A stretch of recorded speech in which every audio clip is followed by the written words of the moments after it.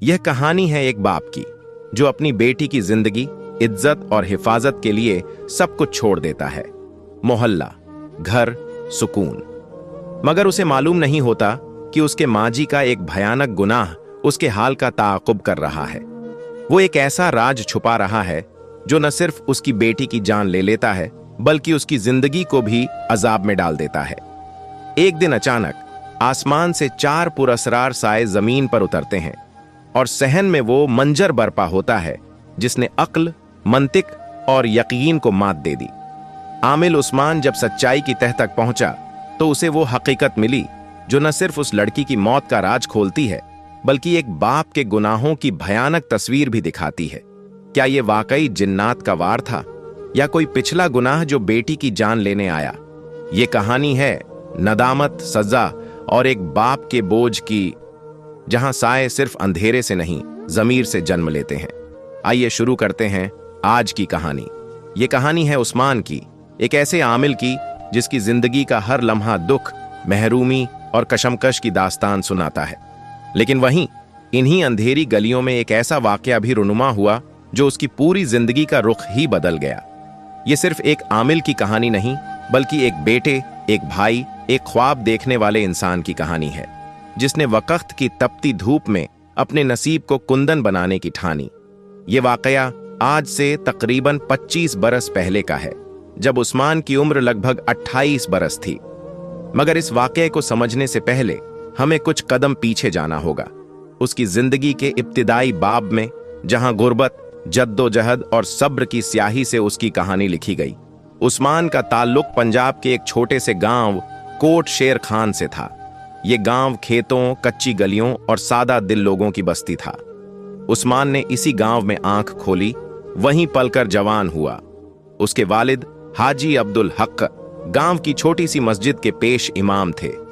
हाजी साहब नरम लहजे और गहरे इल्म वाले शख्स थे जिन्हें गांव वाले निहायत इज्जत से देखते थे। मगर उनकी आमदन इतनी न थी कि घर को खुशहाल बना सकें। उस्मान की 2 बहनें थीं, रुबीना और समीरा। तीनों बहन भाइयों ने गुर्बत को अपनी आंखों के सामने दिन ब दिन बढ़ते देखा। वालिदा ज़ैनब बीबी निहायत बावकार और साबिर खातून थीं।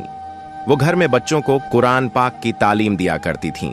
साल के 1-2 मौके पर गांव के लोग बतौर नजर गेहूं या चावल दे जाया करते थे। यही हाजी साहब की तनख्वाह थी। उस्मान के वालिद एक आलिम थे, किताबों के शौकीन। उनके कमरे में लकड़ी की एक पुरानी अलमारी थी जिसमें कई साल पुरानी दीनी, रूहानी और इल्मी किताबें रखी थीं।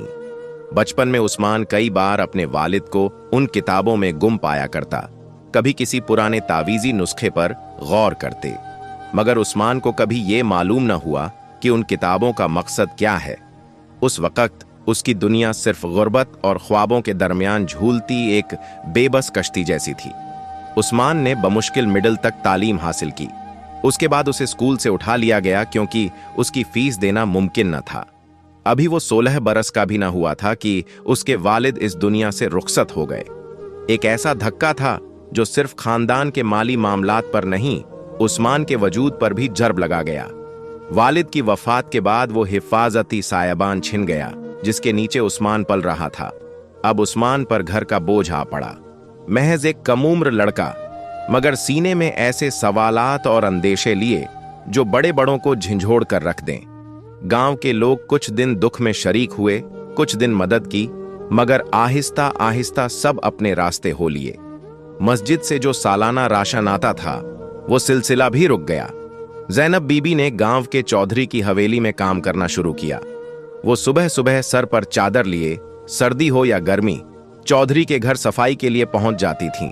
यही थोड़ी बहुत आमदन अब उनका कुल सहारा थी। उस्मान अंदर से टूटता जा रहा था, मगर उसके चेहरे पर खामोशी की एक पतली सी चादर थी। एक दिन वो पुरानी अलमारी की तरफ बढ़ा जिसमें वालिद की किताबें रखी थीं। गर्द से अटी उन किताबों को उसने पहली बार खोलकर पढ़ना शुरू किया। इब्तिदाई सफ़ों में ही उसे अमलियात, तावीज़, दम दरूद, रूहानी इलाज के मुताल्लिक मवाद मिला। वो हैरान रह गया। तो क्या उसके वालिद इन उलूम से वाकिफ थे? फिर उन्होंने कभी किसी को इसके जरिए फायदा क्यों न पहुंचाया? क्या वो इसे दुरुस्त नहीं समझते थे या फिर इस इल्म को सिर्फ मुताला तक महदूद रखा? ये सवालात उस्मान को कई दिनों तक घेरे रहे, मगर कोई वाजह जवाब न पाकर वो खामोश हो गया। फिर एक दिन उसके दिल में एक ख्याल आया, क्यों ना वो खुद इस इल्म को सीखे, क्यों ना अमलियात के जरिए लोगों के मसाइल हल करे। अगर ये किताबें सच कह रही थीं, तो वो घर बैठे लोगों की मदद भी कर सकता था और अपने घर की माली मुश्किलात से भी निकल सकता था। उसे लगा जैसे एक नया दरवाजा उसके सामने खुल रहा है। यह ख्याल आना था कि वह पूरे जोश और खरोश से किताबों का मुताला करने लगा। वह दिन रात अपने वालिद के कमरे में बैठा रहता, हर किताब को पढ़ता, हर नुस्खे को नोट करता। ज़ैनब बीबी हैरान थीं कि उस्मान को क्या हो गया है। वह न खेलता है, न बाहर निकलता है, न दोस्तों में जाता है। मगर उस्मान ने उनसे साफ कह दिया, अम्मा, मुझे कुछ बड़ा करना है। अल्लाह ने चाहा तो हम कभी किसी के मोहताज नहीं रहेंगे। रफ्ता रफ्ता उस्मान ने छोटे पैमाने पर अपने काम का आगाज किया। मोहल्ले में जो बच्चा बीमार होता या किसी खातून को बेचैनी होती, वह कुरान पाक की आयत से दम करके उन्हें सुकून देने लगा। अजीब बात यह थी कि कई मरीज वाकई आफाका महसूस करते। माएं दुआएं देती, बुजुर्ग हैरत से देखते और लोग उसकी तरफ मुतवज्जे होने लगे। ये कामयाबियां उसे मजीद हौसला देती रहीं और यहीं से उस्मान की जिंदगी का वह दरवाजा खुल गया जो अब कभी बंद न होना था। लेकिन उसे मालूम न था कि ये इल्म, ये तावीज, ये शोहरत, सब कुछ उसे एक दिन ऐसे मुकाम पर ले जाएगा जहां से वापसी मुमकिन न होगी। वक्त गुजरता गया। दिन रात एक करके मैंने अपने इल्म को बेहतर से बेहतर बनाने में लगा दिए। मैं न सिर्फ कगुरानी आयात और दम दरूद के जरिए शिफा देने की कोशिश करता, बल्कि आहिस्ता आहिस्ता अमलियात, तावीज़ात और नखूश का सिलसिला भी शुरू कर दिया। इब्तिदा में ये सब कुछ खुलूस ए नियत से होता। मेरी नीयत सिर्फ लोगों की मदद करना और अल्लाह की रजा हासिल करना थी। मेरे मोहल्ले में मुझे अब आमिल उस्मान नहीं, बल्कि पीर साहब कहकर बुलाया जाने लगा। लोग दूर दराज के इलाकों से मेरे पास आने लगे। औरतें अपने बच्चों को दम करवाने लातीं, मर्द अपने कारोबार की बंदिश खुलवाने, बीवियां शौहरों को ताबे करने और नौजवान अपने महबूब को कदमों में लाने के लिए तावीज तलब करते। मेरे दर पर हाजिरी देना लोगों के लिए फख्र की बात बन गई थी। घर में एक अलग बैठक बनाई गई थी जहां अगरबत्तियां और ऊद की खुशबू हर वक्त महकती रहती। मैं अक्सर हाथ में तस्बीह लिए अपनी मखसूस नशिस्त पर बैठा होता, चेहरे पर संजीदगी, आंखों में गहराई और लबों पर खामोशी। लेकिन अंदर से मैं खुश होता कि लोग मेरी इज्जत कर रहे हैं। मां मुझे देखकर खुश थीं, कहती, बेटा, ये सब तेरे बाप की दुआ और कुरान पाक की बरकत है। और मैं खामोशी से सर हिला देता। मगर मेरे दिल में एक नई दुनिया आबाद हो चुकी थी। शोहरत, ताकत, इज्जत और लोगों का झुकाव। मैं अब वो उस्मान नहीं रहा था जो गुर्बत की चक्की में पिसा हुआ एक आम सा लड़का था। इन्हीं दिनों की बात है, मेरे एक पुराने जानने वाले बुजुर्ग अब्दुस सलाम आरिफ, जिनसे मेरी काफी बेतकल्लुफी थी, एक दिन शाम के वक्त मेरे पास आए। ये उनके मामूल के खिलाफ था, क्योंकि वह हमेशा सुबह आते थे और दोपहर तक वापस चले जाते थे। उनके चेहरे पर गहरी संजीदगी और घबराहट साफ नजर आ रही थी। मैंने हैरत से पूछा, आरिफ साहब, खैरियत तो है? आज आप इस वक्त? वह कुछ लम्हे खामोश रहे, फिर धीमे लहजे में बोले, उस्मान भाई, आपसे अकेले में एक अहम बात करनी है। मैं चौंक गया। आमतौर पर वह मेरे साथ बैठक में मौजूद मजमे के साथ बात किया करते थे। आज निजी गुफ्तगू की ख्वाहिश ने मेरे दिल में भी तजस्सुस पैदा कर दिया। मैंने इर्द गिर्द बैठे लोगों से माफी मांगी। 2 अफराद तावीज लेने आए थे, उन्हें भी रुखसत किया और बैठक को खाली करवा दिया। अब हम दोनों आमने सामने थे। मैंने नरमी से पूछा, जी आरिफ साहब, अब बताइए क्या बात है? उन्होंने एक गहरी सांस ली, फिर बोले, उस्मान, मेरे गांव जलालपुर में एक वाकया हुआ है जो मैं आज तक समझ नहीं पाया। मैं चाहता हूं कि आप मेरे साथ चलें। मैंने कहा, मसला क्या है, आप मुझे बताएं। आरिफ साहब बोले, उस्मान साहब, मेरे गांव में अब्दुल शकूर नामी एक कुम्हार रहता है, इंतहाई शरीफ और गरीब इंसान। उसकी बीवी कुछ साल पहले फौत हो गई और अब वो अपनी अकलौती बेटी मरियम के साथ जिंदगी बसर कर रहा है। मरियम जवान और गैर मामूली खूबसूरत लड़की है। गांव के हर माँ बाप चाहता है कि ऐसी बेटी उनके नसीब में हो। लेकिन पिछले कुछ हफ्तों से वो अजीब और गरीब हरकत कर रही है। मैंने हैरत से पूछा, कैसी हरकत? कभी बैठे बैठे जोर जोर से हंसने लगती है, कभी खुद से बातें करती है और कभी रोते रोते हंसी में बदल जाती है। शुरू में अब्दुशकूर ने समझा शायद कोई जहनी दबाव है, मगर फिर एक दिन ऐसा वाकया पेश आया कि वह मेरे पास रोता हुआ आया। उसकी बेटी ऊंची आवाज में किसी अनदेखे महबूब का नाम लेकर मोहब्बत का इजहार कर रही थी, ऐसे जैसे वह इस दुनिया में ही न हो। क्या वह पागल हो गई है? मैंने पूछा। पहले तो मुझे भी यही लगा, मगर जब मैं उसके घर गया, वह बिल्कुल नॉर्मल हालत में बैठी थी। मेरे सवालों के जवाब भी दुरुस्त दिए। मैं हैरान था कि एक ही दिन में इतना बड़ा फर्क कैसे हो गया। अगले दिन वह दोबारा बेखुद हो गई। इस बार वह बाल खोले, सर से दुपट्टा उतारे, किसी और ही दुनिया में मग्न थी। यह सुनकर मेरी दिलचस्पी मजीद बढ़ गई। तो आप चाहते हैं कि मैं चलकर उसे देखूं? जी हां, मैंने उस पर खुद कुछ आयात पढ़कर दम किया, मगर वह मेरी तरफ देखकर कहकहे लगाने लगी, जैसे मेरी बेबसी का मजाक उड़ा रही हो। उस्मान भाई, मैं दिल से जानता हूं कि अगर कोई उसकी मदद कर सकता है तो वह आप हैं। खामोशी से बैठा सोचता रहा। यह मामूली मामला नहीं लग रहा था। मुझे न सिर्फ अपना इल्म बल्कि अपनी नीयत भी आजमानी थी। कहीं यह आजमाइश तो नहीं, कहीं यह वह मोड़ तो नहीं जहां मेरे इल्म की हकीकत सामने आती है। मेरे अंदर एक जंग सी छिड़ गई थी। आरिफ साहब बोले, आज सुबह भी मुझे इसी नीयत की इत्तिला मिली, मगर इस बार सीधा उसके घर जाने के बजाय मैं भागता हुआ तुम्हारे पास चला आया। वह बच्ची बहुत ही मासूम है उस्मान साहब, और अब्दुश कम्हार, वह तो निहायत शरीफ और नेक दिल इंसान है। बस उस्मान साहब, आपको मेरी दोस्ती का वास्ता है।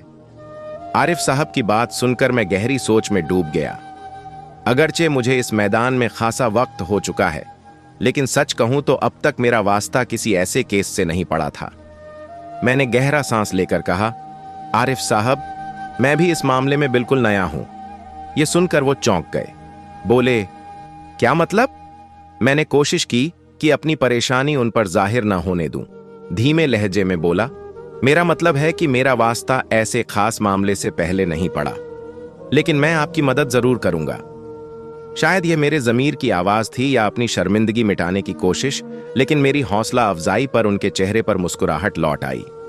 तो फिर आप कब चलेंगे हमारे साथ? ऐसा करते हैं, सुबह ही सुबह जलालपुर चलते हैं और खुद उस लड़की को देखते हैं कि आखिर वाकई उस पर कोई असर है या नहीं। आरिफ साहब ने फौरन रजामंदी जाहिर की और रात मेरे हां ही कयाम किया। अगले रोज सुबह 10 बजे हम जलालपुर के लिए रवाना हो गए। गांव पहुंचकर आरिफ साहब ने मुझे सीधा अपने घर ले जाया, प्रतिपाक इस्तकबाल किया और दोपहर होने तक मेरा खातिर ख्वाह ख्याल रखा। जब सूरज ढलने लगा तो बोले, चलें, अब मैं आपकी मुलाकात अब्दुश से करवाता हूं, वही सब बता सकता है। दोपहर के साए गहरे हो रहे थे जब अब्दुश को मेरे सामने बिठाया गया। आरिफ साहब ने उसे समझाया, जो कुछ तुम्हें दरपेश है वह सब कुछ उस्मान साहब को बताओ।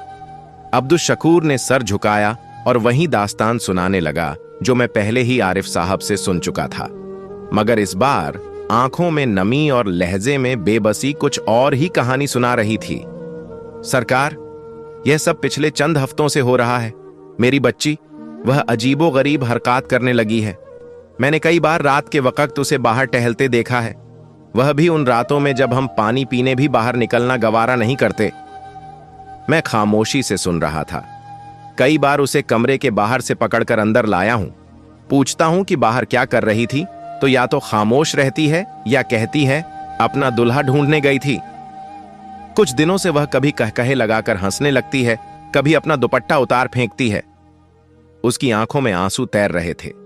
मैं चंद लम्हे सोचता रहा। अब्दुश बेहतर होगा मैं पहले उसे खुद देखूं, शायद मैं कुछ समझ पाऊं। जी सरकार, अभी चलते हैं। मैंने आरिफ साहब की तरफ देखा। उन्होंने इस बात में सर हिलाया। चलिए उस्मान साहब, जितनी जल्दी मुमकिन हो देखना जरूरी है, कहीं ऐसा ना हो कि बच्ची को नुकसान पहुंच जाए। हम तीनों उठ खड़े हुए और अब्दुश के साथ उसके घर की तरफ चल पड़े। लड़की वाकई मासूम थी और हैरान कून हद तक खूबसूरत भी। जब से मैं अल्लाह वालों की राह पर आया था, औरत जात की तरफ निगाह उठाकर नहीं देखा था, मगर उसे देखकर दिल में एक हलचल सी होने लगी। उसके चेहरे पर अजीब सी बेहिसी छाई हुई थी, कुछ ऐसा कि जैसे उस पर किसी गैबी ताकत का साया हो। बेटी, तुम्हारा नाम क्या है? मैंने नरमी से पूछा। मरियम, उसने सपाट लहजे में जवाब दिया। तुम रात को बाहर क्या करने जाती हो? वह हंस पड़ी, अजीब हंसी थी, और फिर बोली, तुम जानते तो हो। मैं कैसे जानता हूं? तुम सब जानते हो। वह खामोशी से मेरी आंखों में झांकने लगी। मैं बहुत देर तक उससे सवालात करता रहा और आहिस्ता आहिस्ता मुझे यकीन होता गया कि यह मामला महज नफ्सियाती नहीं, यह कुछ और है, कुछ खौफनाक। मैं अब्दुल शकूर और आरिफ साहब को बाहर ले आया। मेरे चेहरे पर हवाइयां उड़ रही थीं। आरिफ साहब परेशान होकर बोले, क्या हुआ उस्मान साहब, खैरियत तो है? नहीं, खैरियत नहीं, लड़की पर वाकई किसी जिन का साया है। अब्दुल शकूर का मुंह हैरत से खुल गया। क्या वाकई? आरिफ साहब भी मुतज्जिब होकर बोले, क्या आपको यकीन है? जी, मुझे पूरा यकीन है। मुझे आज रात यहीं रहना होगा, देखना होगा कि वह रात को क्या करती है। क्या कमरे के साथ वाला कमरा खाली है? मैंने इशारा किया। अब्दुल शकूर बोला, खाली तो नहीं, मगर थोड़ी जगह है, आप वहां कत्याम कर सकते हैं। ठीक है, मेरे लिए जगह बना दो। मैं उस कमरे में लेट गया और रात होने का इंतजार करने लगा। जब अंधेरा छा गया, मैंने आहिस्ता से खिड़की खोली और बाहर झांकने लगा। सहन सुनसान और खामोश था। बल्ब की मध्यम रोशनी में जमीन खाली नजर आ रही थी। मैंने चंद आयात और दुआएं जन में दोहराईं, वह अमल जो मुझे गैबी चीजों के वजूद का एहसास दिलाते थे। काफी वक्त गुजर गया। अचानक पास की बिल्लियां चीखने लगीं, खौफनाक अंदाज में। उनकी आवाजें दर्द भरी थीं, जैसे किसी अजियत में हों। कुछ लम्हे तक रोती रहीं, फिर खामोशी छा गई। फिर वह मंजर रूनुमा हुआ जिसने मेरी रूह तक को हिला दिया। सहन में एक एक करके 4 सायानुमा वजूद नमूदार हुए। वह इंसानों की मानिंद थे, मगर कुछ तो ऐसा था जो उन्हें इस दुनिया का नहीं बनाता था। वह अफसानों की किताबों में पढ़े गए किरदारों जैसे थे। इनकी शक्लें वाजह नहीं थीं, जैसे किसी ने जानबूझकर उन्हें धुंधला कर दिया हो ताकि पहचान न हो सके। एक पुरअसरार हाला उनके गर्द लिपटा हुआ था। अभी मैं इन्हीं में उलझा हुआ था कि अचानक मेरे कानों में साथ वाले कमरे की कुंडी खुलने की आवाज आई। दरवाजा आहिस्तगी से खुला और अंदर से मरियम बाहर निकली। उसके कदम जैसे जमीन से जुदा थे। वो ख्वाब में चलने वाले इंसान की मानिंद धीरे धीरे चलती हुई सहन में जा खड़ी हुई। वही सहन जहां वो 4 सायानुमा मखलूकम पहले से मौजूद थी। अब मंजर कुछ यूं था, मरियम बिल्कुल उनके सामने थी। 3 साए पीछे हाथ बांधे खड़े थे, जैसे किसी हुक्म के मुंतजिर हों। उनकी हरकतों में गैर मरी जब्त नुमाया था, गोया वो किसी के गुलाम हों। और चौथा साया जो आगे बढ़ा, उसकी मौजूदगी दूसरों से मुख्तलिफ थी। वो गालिब दिखाई देता था। मेरी नजरें उस पर जम गईं। मैं दम बखुद था। उसके हाथ में एक हार था, फूलों का खुशबूदार हार। उसने आगे बढ़कर मरियम के गले में वो हार पहना दिया। उस लम्हे भी उसका चेहरा गैर वाजह ही रहा, धुंध में लिपटा हुआ। मैं कोशिश के बावजूद उसकी पहचान न कर सका। फिर उसने मरियम का हाथ थाम लिया। अचानक एक तेज बिजली चमकी। रोशनी की तेज लपट में वो 4 और 5वां, जिसने मरियम का हाथ थामा हुआ था, सब चमकती रोशनी में नहा गए। मंजर इतना हैरत अंगेज था कि कुछ लम्हों के लिए आंखें चंदिया गईं। मैंने अपनी आंखों से देखा कि वो शख्स या जो भी वो था, मरियम का हाथ मजबूती से पकड़े हुए था, और फिर सब के सब आसमान की जानिब बुलंद होना शुरू हो गए। मेरे दिल की धड़कन बेकाबू होने लगी। ये क्या हो रहा था? क्या ये कोई ख्वाब था? नहीं, मैं जाग रहा था, मुकम्मल होश में। फिर मेरी नजर दोबारा सहन की तरफ गई और हैरत की इंतहा न रही। मरियम आहिस्ता आहिस्ता वापस अपने कमरे की तरफ जा रही थी, बिल्कुल उसी रफ्तार से जैसे कुछ हुआ ही ना हो। मैं सारे मंजर को देखकर सन्न हो गया। रात भर उसी कैफियत में जागता रहा। उलझन, खौफ, हैरानी, सब कुछ यकजा हो चुका था। वो 4 साए कौन थे? वो 5वां कौन था? वो इंसान हरगिज नहीं लगते थे। जब सुबह की अजहान की आवाज गूंजी तो मैंने फौरन अब्दुल शकूर के कमरे का दरवाजा खटखटाया। अंदर से हल्की सी आवाज आई, अच्छा जी, उस्मान साहब, खोलता हूं। दरवाजा खुला तो मैं बेकरारी से बोला, अब्दुल शकूर, मरियम कहां है? उसने सादगी से चारपाई की तरफ इशारा किया। वो तो सो रही है। मैं घबरा कर आगे बढ़ा और मरियम के करीब पहुंचा। वो चारपाई पर बिल्कुल पुरसुकून लेटी हुई थी, ऐसा सुकून जैसे वो दुनिया से बेनियाज हो। मैंने उसका बाजू थामा और नब्ज चेक की। एक लम्हे के लिए वक़्त थम सा गया। मेरे दिल की धड़कन जैसे रुक गई। मरियम मर चुकी थी। मैंने तो उसे रात खुद अपनी आंखों से कमरे में वापस जाते देखा था। फिर क्या हुआ? कैसे? कब? वो मर गई या मार दी गई, या शायद वो वापस आई ही नहीं? वो चारों साए कौन थे? और वो पांचवां जो उसके गले में फूलों का हार पहना रहा था? मैं लरजते हुए कदमों से अब्दुल शकूर की तरफ मुड़ा। वो अब भी लाइल्म था। अब्दुल शकूर, मरियम वो नहीं रही। मेरे अल्फाज सुनते ही उस पर जैसे कयामत टूट पड़ी। नहीं, ये नहीं हो सकता। वो ढाढ़ें मार मार कर रोने लगा। जमीन पर बैठ गया। उसके आंसू थमने का नाम नहीं ले रहे थे। मैं खुद को मुजरिम महसूस करने लगा। शायद मैं कुछ और कर सकता था। शायद मैं वक्त पर कुछ समझ जाता। मगर अब सब कुछ खत्म हो चुका था। अब्दुल शकूर की हिचकियों में वो कर्ब शामिल था जो सिर्फ एक बाप अपनी बेटी की लाश देखकर महसूस कर सकता है। वो रोता रहा देर तक। हमने मिलकर जनाजे का इंतजाम किया। गांव भर की खामोशी मां के बगैर परवरिश पाने वाली एक मासूम बेटी की मौत पर नौहा खवां थी।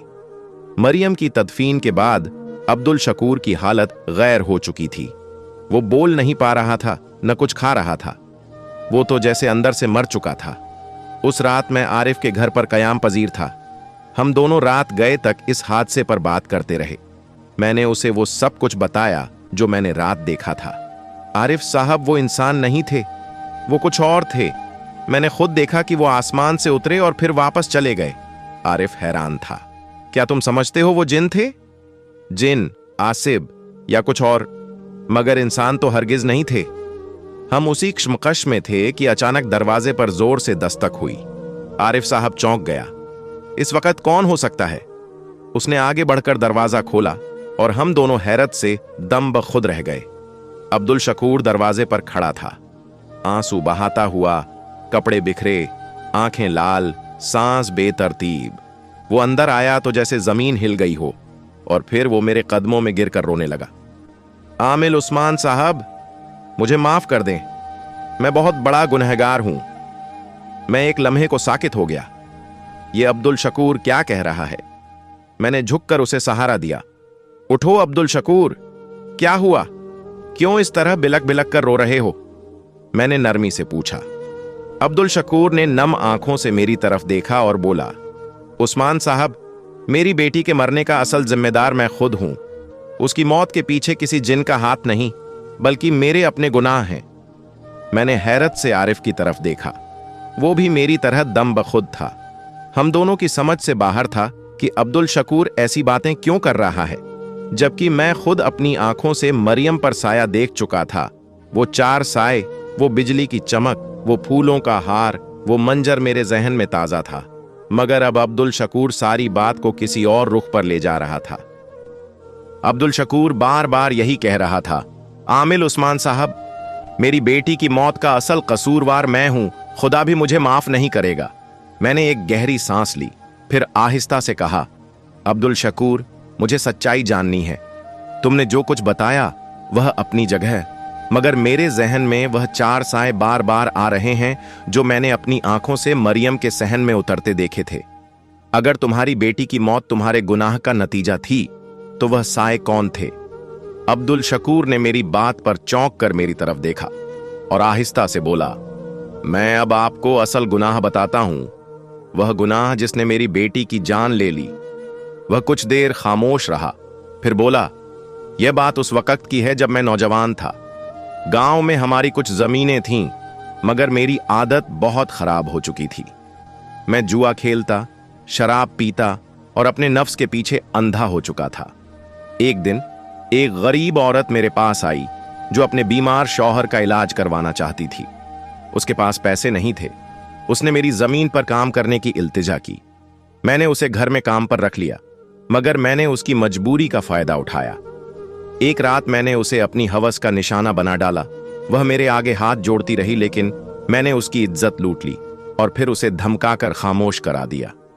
वह औरत गांव छोड़कर चली गई और कुछ ही अरसे बाद पता चला कि उसने खुदकुशी कर ली। अब्दुल शकूर की आवाज गूंजते गूंजते रुक गई, जैसे सांस अटक गई हो। वह मजीद बोला, मैंने उस बात को कभी संजीदगी से नहीं लिया, मगर कुछ अरसे बाद मेरे साथ अजीबोगरीब वाकयात होने लगे। कभी रात को साए दिखाई देते और कभी उस औरत की बद्दुआएं सुनाई देती, और फिर मरियम पैदा हुई और सब कुछ थोड़ा बेहतर हो गया। मैं समझा शायद वह गुनाह धुल गया, मगर गुनाह कभी नहीं धुलता आमिल साहब।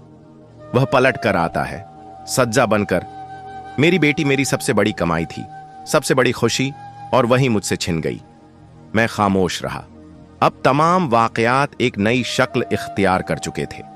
वह 4 साए शायद जिन्नात न हो, वह उस मजलूम औरत की बद्दुआ के असरात थे जो अब अब्दुल शकूर का दामन पकड़ने आ गए थे। आरिफ साहब बोले, तो मरियम का किरदार तो पाकीज़ा था। वह तो महज एक मासूम बेटी थी जिसे न जाने किस जुर्म की सजा मिल रही थी। हां, वह लड़की मुजरिम नहीं थी, बल्कि कुर्बानी थी। एक ऐसी कुर्बानी जो उसके बाप के गुनाह का कफारा बन गई।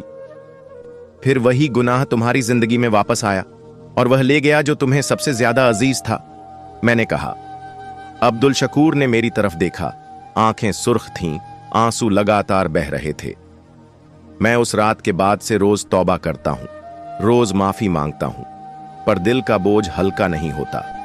शायद इसलिए कि मैंने अभी तक वह गुनाह किसी के सामने तस्लीम नहीं किया था। आज आपके सामने सब कुछ कहकर शायद मेरे ज़मीर को कुछ सुकून मिले। मैंने नरमी से कहा, सजा अगर दिल को सुकून दे तो वह सजा नहीं, कफारा होती है, और जो कफारा दिल को जला दे वही तुम्हारा इम्तिहान है। आरिफ साहब ने कहा, लेकिन वह 4 साए, वह क्या थे? मैंने कुछ देर सोचा, फिर बोला, वह शायद फरिश्ते थे जो उस बच्ची की रूह को लेने आए थे, या शायद वह उस मां की बद्दुआ के असरात थे जो अब तक अब्दुल शकूर का पीछा कर रहे थे।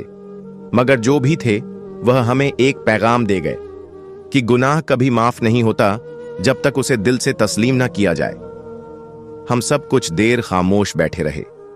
फिर मैं उठा, अब्दुल शकूर के कंधे पर हाथ रखा और आहिस्ता से बोला, अब्दुल शकूर, तुम्हारी सजा तुम्हें मिल चुकी है।